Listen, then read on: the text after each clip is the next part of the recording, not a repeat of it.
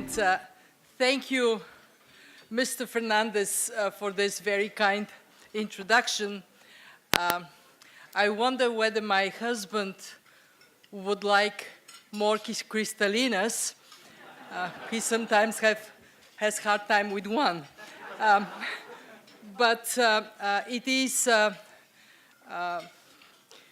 in your words, the meaning of my professional life to make sure that we live in a world that is not only a good place for us, but it is a good place for our children and grandchildren.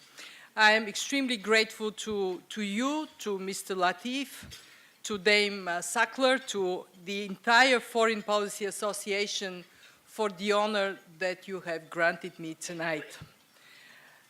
It is an association that has come to life just slightly over 100 years ago, and it was to support Woodrow Wilson's peace plan following the First World War.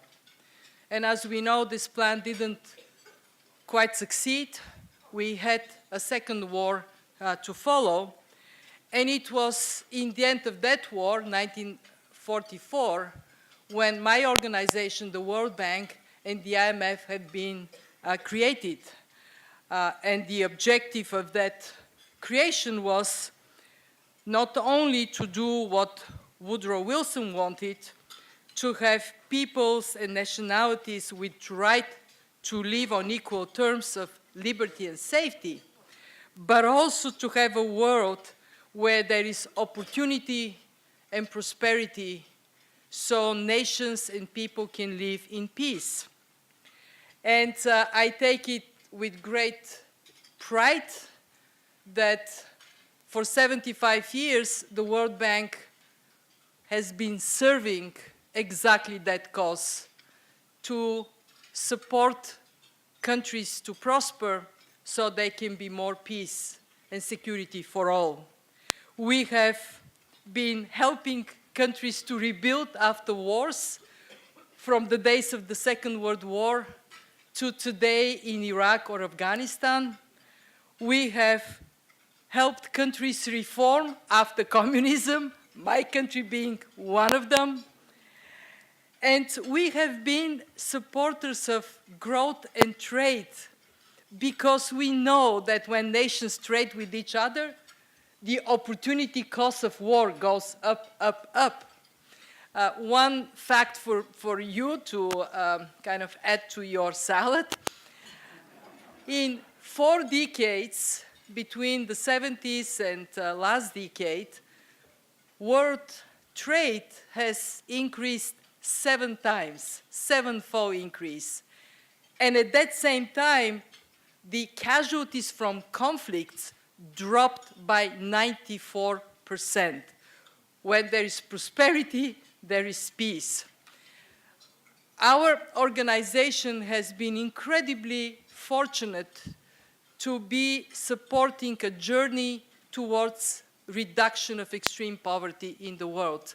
It is one of the best success stories of our generation. Since 1990, global poverty has dropped by over 1 billion people. In percentage terms, from 36% to less than 10%. So, on average, we have seen prosperity marching, and we have been part of this march. But, as my professor of statistics used to say about averages, you put your head in the refrigerator, your feet in the oven, your temperature is average, but you are dead. And the reason I'm bringing that up is because if you are one of the 700+ million people who are still living in poverty, the fact that there was progress somewhere else means nothing to you. And more tragically, we are seeing in a a significant number of countries, some 18 countries, extreme poverty going in the wrong direction. It is going up rather than down. Why? Why is this happening? In any place there is a different story, but fundamentally there are 4 reasons. Conflicts, natural disasters exacerbated by climate change, population growth that exceeds economic growth, thus leads to more people in poverty, and last but absolutely not least, bad governance. There is no reason whatsoever for Venezuela to be poor. There is no reason for Zimbabwe to be poor, but they are, and not only they are, but extreme poverty is going up, up, up. So for our institution, for the World Bank, what we are determined to see is concentration on these root causes of poverty, and also concentration on what else is creating anxiety and instability in the world. What else? Well, not only income poverty should worry us. We should worry about inequality of opportunity. We should worry about something that we recently, in one of our reports, we saw, and we were deeply depressed. Intergenerational mobility is slowing down sometimes to a screeching halt. What does that mean? That what I enjoyed in my life, having better opportunities than my parents enjoyed in their life having better opportunities than their parents, may not be the future of my children and my grandchildren. If you were born to be in a poor family, very likely you would be poor. And if you are born in a well-off family, but in a place that is on the margins affected by either climate disasters or conflicts in your neighborhood, you might see your opportunities wiped out. So I don't want to depress you. We will have to go to main course. Your appetite matters to me. And I will go straight to, it need not be a depressing story. We actually believe very strongly that the world is capable, we humans are capable to solve problems.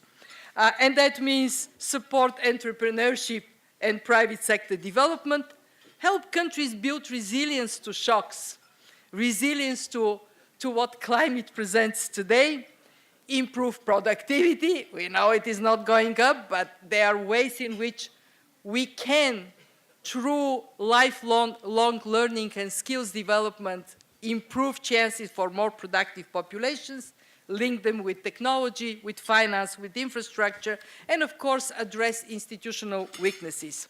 And I want to land on the following message to you. We need you. We need the creativity of financial markets to solve problems. We know you can do it. We have seen you in action, and we want to partner with you so we can do more and do better. My institution has been on the front line of innovation for many decades. We were the first to link bonds and development when in 1947, we issued our first bond. We were the first to invent currency swaps in 1981. Anybody here involved in the currency swaps business? Okay, so, you know, we shall talk after this. We have created the first green bond in 2000. In 2000, the first electronic bond in 2000. In 2008, the first green bond.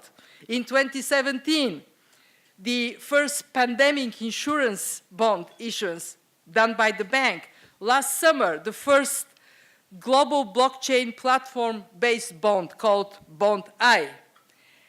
So what we want to do next with you is to make it so that we can actually expand the scope of impact financing in countries that today are not integrated in financial markets, and do it together by identifying how do we know that the risks are manageable? How can we then bring down these risks?